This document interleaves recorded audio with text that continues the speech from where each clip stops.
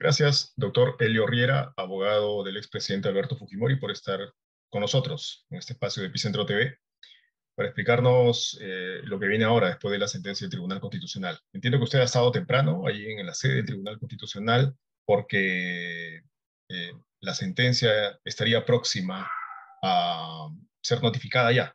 ¿Es correcto? Es correcto, Daniel. Muchas gracias por tu amable invitación y la oportunidad de comunicarnos con respecto a la ciudadanía de los avances de este tema. Pues en efecto, nos encontramos realizando las gestiones inmediatas para que se pueda procurar con una notificación más célere, coadyuvando dentro de lo que nos corresponde como defensa, porque se entiende la carga procesal, somos respetuosos de ello, pero tratando de viabilizar que ésta sea notificada en el más breve plazo, para que luego de ello, como corresponde, el juzgado de origen, donde finalmente inició el habeas corpus, pueda ejecutar los efectos de la sentencia del Tribunal Constitucional, ¿no? Ahora, de hecho, el Tribunal Constitucional tiene sus plazos, ¿no es cierto? Pero estaría acelerando la notificación, la elaboración de la sentencia y su posterior notificación a raíz de el pedido que ha hecho la Corte Interamericana de Derechos Humanos al Estado peruano, es decir, para que el Estado peruano informe sobre este asunto hasta máximo el viernes 25. Bueno, es una muy buena pregunta. Sí, pues en efecto, ¿no? Si la Corte ha entregado pues un primer plazo para la remisión sobre un pronunciamiento con respecto a las medidas provisionales o un alcance preliminar de las consecuencias de la sentencia, resulta evidente entonces de que el Tribunal Constitucional tendría que dar dentro de las prioridades que tiene la celeridad del caso un poco para poder coadyuvar con esto, definitivamente. O sea, podríamos adelantar que el Tribunal Constitucional sí va a notificar la sentencia que permite la liberación del expresidente Fujimori antes del día viernes, mucho antes. Yo creo que la sentencia del Tribunal Constitucional debería ser notificada hoy, máximo mañana, y debería ser puesta de conocimiento al juzgado de origen de oficio por el propio ¿Mm? Tribunal Constitucional. La defensa, nosotros también lo haremos, comunicaremos al juzgado de origen de manera virtual y presencial, para que se pueda, desde el mismo juzgado de origen, cursar oficios al INPE Y y el ejecutarla o concretar la liberación del señor. Ok. exacto. Ese es el esquema. Yo creo que eso debería darse entre todo, debería entre martes y miércoles todo, ¿no? Básicamente serían los tiempos. Ujú. Bueno, la celeridad conviene tanto a ustedes para que el señor Fujimori sea liberado de inmediato y al Estado peruano para que pueda informar con propiedad, ¿verdad? A la Corte Interamericana. Claro, es una muy buena reflexión y me permitiría también sumar el hecho de que para que todos los peruanos podamos conocer los considerandos integrales de la resolución y podamos encontrar también un poco de tranquilidad, ¿no? Mesura, porque nuestro país necesita ello en estos momentos, ¿no? Ese es el siguiente tema. Hasta donde se ha podido trascender la fortaleza o lo medular del pedido del habeas corpus, eh, es que el juzgado la Corte Suprema no tenía la competencia para anular una decisión presidencial, administrativa, pero presidencial al fin, que era la decisión del señor Pedro Pablo Kuczynski de indultar al señor Fujimori. Ahora, pero permítame, el señor, el abogado que presenta el habeas corpus, eh, presenta principalmente dos pedidos, ¿no? Uno ante el juzgado y luego otro, me parece, en su apelación ante la Corte Superior de Ica. Pero en el primer escrito no hay ni mención, ni mucho menos desarrollo a la falta de competencia de la Corte Suprema para anular el indulto del señor Fujimori. ¿De dónde sale esto? Esto se desarrolla un poquito en el segundo escrito, en la apelación, pero no en el principal. Ujú. Claro, es una muy buena pregunta. Como sabemos, el Código Procesal Constitucional facilita o permite que el habeas corpus sea presentado o utilizado sin formalismos necesarios. Prueba de ello es que el propio habeas corpus podría ser realizado hasta de manera verbal, ¿no? Nótese en cuenta ello, ¿no? Lo importante que hizo el legislador en su momento, ¿no? Dentro del habeas corpus lo que se dejó constancia definitivamente era un tema de competencia, ¿no? Y como bien lo has señalado tú, ¿no? En realidad lo que se está discutiendo, o lo que se discutió aquí en primer término es, por un lado, ¿es competente el juez penal, Supremo Penal, para anular una resolución administrativa? ¿O debería de ser el juez constitucional quien al amparo de anteriores recomendaciones de la Corte Interamericana señaló que todo debería de cursarse por la vía constitucional? Y lo que ha hecho el Tribunal Constitucional definitivamente es respetar eso, ¿no? Ha indicado, en efecto, un juez penal no tiene competencia, ¿no? Claro, claro. Motivo por lo cual, Seguramente la, digamos, la sentencia, el sustento del Tribunal Constitucional, en mayoría, va a ir por donde usted señala. Definitivamente va a ir por ahí. Estamos, digamos, parece que esta hipótesis ya está adquiriendo fuerza.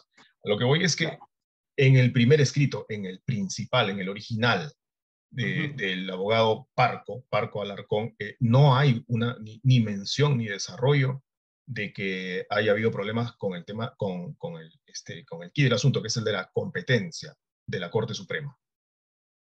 yo entendería que sí, ¿no? Porque en el propio habeas corpus se hace mención a que no se respeta el principio de legalidad. Y el Eh, principio eh, de legalidad, es claro, no hace referencia a cada función y competencia. Y ahí quiero llegar a un paso más. Lo que sucede es que estamos esperando que un habeas corpus tenga que ser muy técnico, muy preciso. Y eso no necesariamente se condice con lo que dice el Código Procesal Constitucional, ¿no? El señor sostuvo, y es claro, no se respetó el principio de legalidad, la forma adecuada no era con el juez penal, y lógicamente de ahí es que deviene un razonamiento más didáctico, más académico del propio TC, ¿no? No se puede atribuir mayores formalismos a un habeas corpus que en realidad de por sí el propio Código Procesal establece que no debería tenerlos, ¿no? Quisiera pedirle cuál es la parte del habeas corpus, del primero, el que presenta ante el juzgado de Ica, que señala, que cuestiona la falta de competencia. Vamos a ver, el de 17 de abril de 2020, ¿cierto? El del 17 de abril de 2020, sí. Y yo, ¿No? o sea, en el escrito presentado el 17 de abril de 2020, cuya sumilla es interponer proceso de habeas corpus por vulnerar su integridad personal, el derecho a no ser sometido a tortura o tratos inhumanos, humillantes, contaminación por coronavirus, y que se declare nula la resolución del juez supremo. Claro, que se declare nula, pero en el desarrollo, le decía, no hay una explicación de por qué se debe declarar nula, pero específicamente por qué la Corte Suprema no era competente para anular el indulto. Entonces, si usted me puede explicar cuál es el momento exacto, cuál es el numeral exacto en el que se desarrolla esta idea, le agradecería, por favor. Claro. Por ejemplo, si nosotros ingresamos o revisamos el tema del petitorio, que es un poco extenso como tal, ¿qué nos dice después de donde estás humillado, donde dice inmediata libertad? Sí. Dice, por ser ilegal la resolución que declaró nula el indulto Ujú. presidencial siendo irreversible, por motivos fundamentados en salud, trato humano, por órdenes y motivos políticos, que el beneficiario no es peligro de la sociedad, por la avanzada edad, ¿no? De salud, ser sancionado ¿no? Al ser una persona adulto mayor, ya nadie puede soportar una prisión en esa edad, el Poder Judicial está siendo utilizado por fines políticos por intereses transnacionales que escapan a un proceso judicial, el Poder Judicial es un poder del Estado autónomo, ¿no? Autónomo. El Poder Legislativo y el Poder Ejecutivo aportar los fundamentos del petitorio procedentes de su inmediata libertad, ya que las penas pueden ser cumplidas por su propio domicilio si es posible la vigilancia, y ahí entramos ahí. Esta petición puede ser amparada por el artículo 25 del Código Procesal Constitucional, el artículo 200 de la Constitución Política del Estado. El mismo que dicta que la Constitución Política del Estado, sus normas no deben ser violadas en cualquier norma inferior a esta, o en el caso del Poder Judicial, vulnerando derechos protegidos en la Constitución. Está clarísimo. Entonces, el señor lo que hace es remitirse al principio de legalidad, lo que está establecido en la Constitución, y al Código Procesal Constitucional, donde hace referencia a un tema de competencia. Pero lo que estamos buscando aquí, y entiendo tu pregunta, es, doctor, específicamente detalló que es un tema de competencia, juez ordinario, ¿no? Y ahí es donde entra mi respuesta. Mi respuesta, y me ratifico sobre ello, es que el habeas corpus como tal se rige por un principio de simplicidad, de en realidad de escasa necesidad de formalismos, motivo por el cual es que este propio contenido de habeas corpus, y es más, como otros medios de comunicación, entiendo igual que tú me puedo revisar, los habeas corpus son hasta de una hoja o dos hojas. Lo que se busca es un análisis de fondo sobre el Poder Judicial, que es autónomo, como dijo, cuando hay una resolución que causa agravio. Y eso es lo que ha sucedido. El artículo que cita el abogado Parco, ¿verdad? Artículo 25, inciso 1, cita. Título 2, el proceso de habeas corpus. Derechos protegidos. Procede el habeas corpus ante la acción o omisión que amenace o vulnere los siguientes derechos que enunciativamente conforman la libertad individual. 1. La integridad personal y el derecho a no ser sometido a tortura o tratos inhumanos humillantes ni violentado para obtener declaraciones. Pero ahí básicamente tiene que ver con su condición, con su salud, etcétera, y con la tortura que el señor Parco dice es sometido, a que es sometido el señor Fujimori. No está el tema de la, no veo el tema de la no competencia del Poder Judicial. La finalidad de los procesos, artículo 1, ¿no? Los procesos a los que se refiere el presente título, la norma aplicable en ese momento, tienen por finalidad proteger los derechos constitucionales, reponiendo al Estado anterior la obligación o amenaza de la violación por acción u omisión, disponiendo del cumplimiento del mandato legal o del acto administrativo.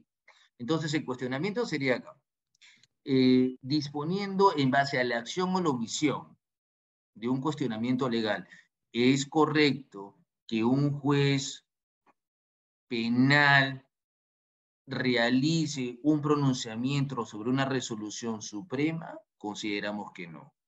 El habeas corpus, de por sí, faculta al juez constitucional, a la autoridad constitucional, a que revise el tema de fondo cuando exista un agravio. Y el agravio en concreto es que el señor Fujimori se encuentra privado de su libertad por este tema. Esa reflexión que usted está realizando en este momento, o ese análisis, es suyo, es producto de otras circunstancias, del conocimiento de la norma, etcétera.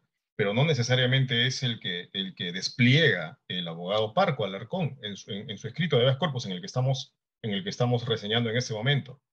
Lo que usted dice no está plasmado en el habeas corpus. Entonces, ¿a partir de qué, los tribunos, los magistrados del Tribunal Constitucional que votaron a favor, han hecho el análisis? ¿Sobre No, qué?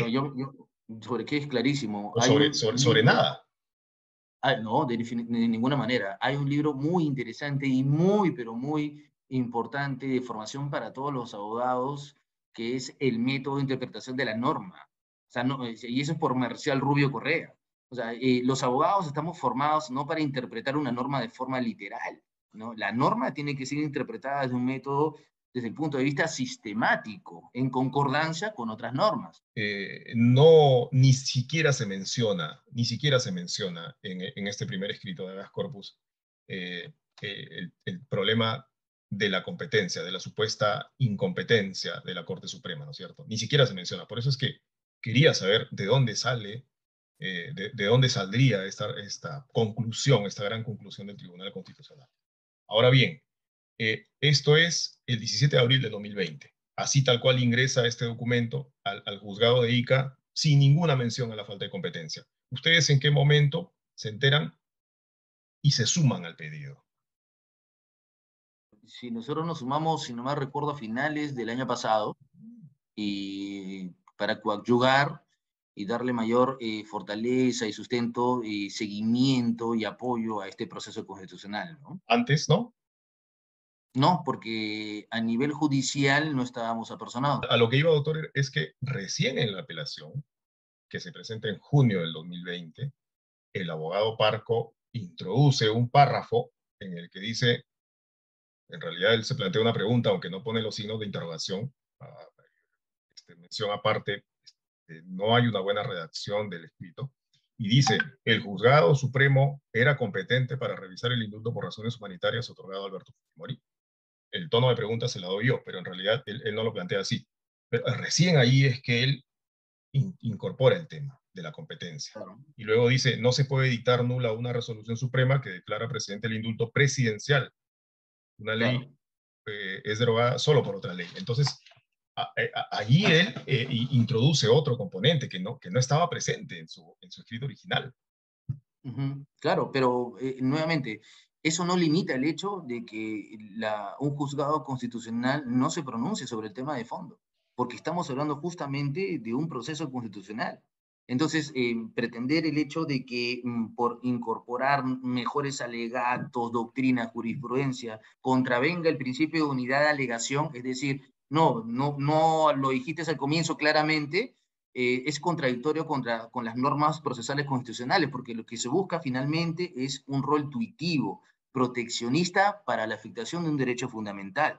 Así es como funciona el Seguramente, Código Procesal. seguramente. Lo que pasa es que lo que yo le reitero es que se advierte de la lectura del primer texto de habeas corpus que en realidad del original el tema de fondo para el abogado Parco no era la falta de competencia, sino era la situación del señor Fujimori en la cárcel y hasta los tratos inhumanos, agraviantes a los que a los que venía siendo expuesto. Ese es el tema de fondo para el señor Parco en el habeas corpus. Respetable de su punto de vista, Daniel, yo considero de que No, el no, hecho de de la lectura yo, del por eso, texto de del la señor Parco. lectura, yo hago una interpretación sistemática, Uh en -huh. este caso, de la norma y la lectura. Yo comprendo y respeto la interpretación literal que está haciendo, pero la interpretación que se realiza, no lo digo yo, Marcelo Rubio Correa, no método de interpretación de la norma, cuando hacen referencia a un mandato constitucional, a la Constitución y al Código Procesal, nos obliga a nosotros, a las partes, y sobre todo a un juez, a buscar la razón. Si usted me dice, ¿está específicamente eso? Pues no, ¿es necesario? Tampoco, ¿no? Pero sí, respetable el punto de vista de usted y definitivamente estamos en democracia y es válido, ¿no? Ya el procurador anticorrupción, Javier Pacheco, también ha actualizado las cifras de la reparación civil que aún debe pagar el señor Fujimori. Las ha actualizado, creo, en 51 millones de soles, ¿no? De los 25 millones aproximadamente, ¿Correcto? inicialmente, con intereses. Ahora, pero una gran crítica es que no ha aportado un sol. ¿Por qué? Bueno, yo más bien lo veo de otro lado. Es más importante un tema patrimonial en estos momentos para un indulto humanitario que el derecho a la vida. Si permitimos esa premisa, la cual es válida, respetable, ¿no? Porque para eso estamos en democracia, tendría yo que decir lo siguiente: es necesario que yo pague una reparación para que se proceda un indulto, una facultad presidencial, ¿no? Yo considero en el caso en concreto que se va a tener que realizar una ponderación de derechos, particularmente para mi persona, respetable la de usted, la de diversos colegas, tiene que prevalecer el derecho a la vida. Es una persona de Ahora, 85 años, ¿no? está bien, pero hay voluntad del señor el señor Fujimori de pagar o no lo va a hacer. Es que por el momento la voluntad es el cuidado de su salud. El señor Fujimori está mal de salud. Entonces, decirle definitivamente a una persona que ha estado privada de su libertad durante 15 años es como ponernos en el símil.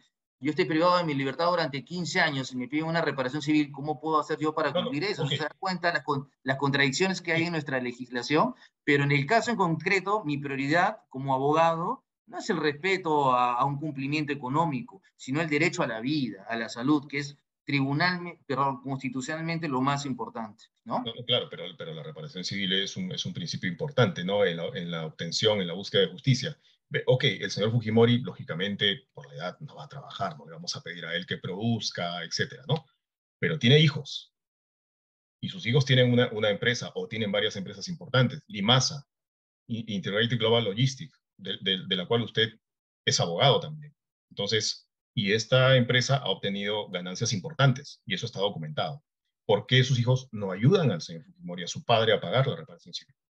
Limas es un caso muy peculiar. Mire usted, señor Daniel, nosotros tenemos informes periciales, no voy a entrar mucho en detalle porque es una investigación fiscal, pero de manera general puedo decir lo siguiente: es una empresa sólida, encaminada, con más de 30 empleados. Yo he tenido la oportunidad de conocer a cada uno de ellos y lamentablemente un proceso de lavado de activos iniciado por una hoja de una persona representante de derechos humanos generó que estuviera incluida hasta el día de hoy investigada por lavado de activos.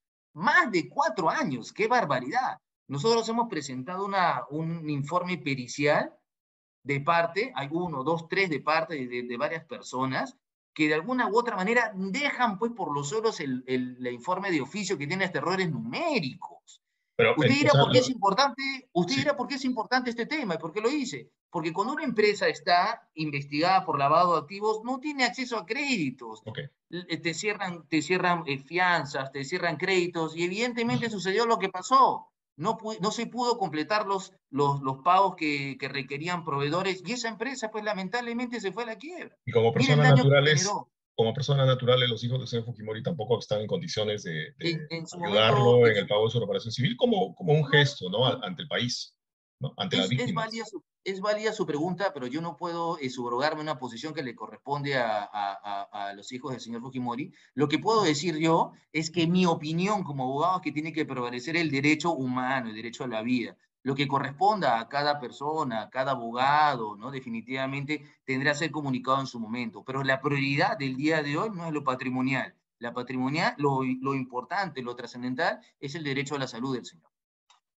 Doctor Elio Riera, le agradezco por este tiempo, por esta explicación, por sus respuestas, por estar aquí en Epicentro con nosotros y lo comprometemos para comentar una vez conocida ya la sentencia, una vez que ustedes reciban la notificación, para comentarla y ampliar estos conceptos. Muchísimas gracias, doctor. Le agradezco, Daniel, muchas gracias por su tiempo, se me da la invitación, que tenga muy buenas tardes.